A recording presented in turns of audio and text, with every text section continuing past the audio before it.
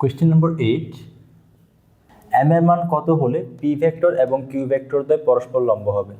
তো আমরা জানি দুইটা ভেক্টর যদি লম্ব হয় ওদের মধ্যবর্তী কোণ 90 ডিগ্রি হতে হবে।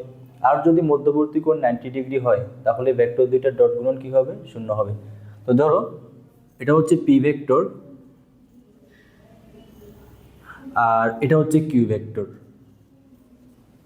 পি ভেক্টর দেওয়া আছে 4m 4i cap plus m j cap, আর কিউ ভেক্টর দেওয়া আছে 8 - 4 9 8i cap minus 4j cap plus 9k cap. তো যেহেতু ভেক্টর দুইটা লম্ব এদের মধ্যবর্তী কোণ হবে 90 ডিগ্রি, আর আমরা জানি যদি এদের মধ্যবর্তী কোণ 90 ডিগ্রি হয় তাহলে ডট গুণন হবে 0। তা আমরা লিখতে পারি এখানে a ডট বি ইকুয়াল 0। তো a ডট বি করলে কত আসবে? i এর সাথে i, j এর সাথে j, k এর সাথে k। তো p ভেক্টর তো k নাই, তো আমরা লিখতে পারি 0 k ক্যাপ।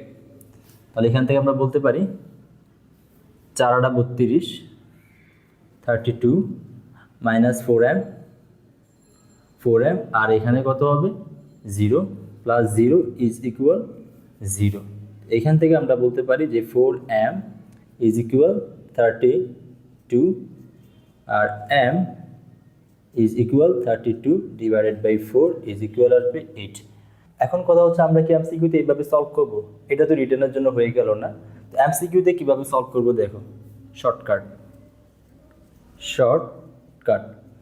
দেখো, শর্টকাটটা তোমরা বেসিক থেকে তৈরি করার চেষ্টা করবা। এখানে যেই প্রসেসটা করেছো সেই প্রসেসটা অনেক দ্রুত মাথার মধ্যে করার চেষ্টা করো।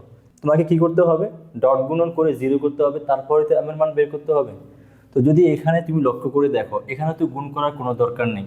এটার সাথে এটা গুণ করো, এটার সাথে এটা গুণ করো, গুণ করে ইকুয়াল টু 0 করে দাও।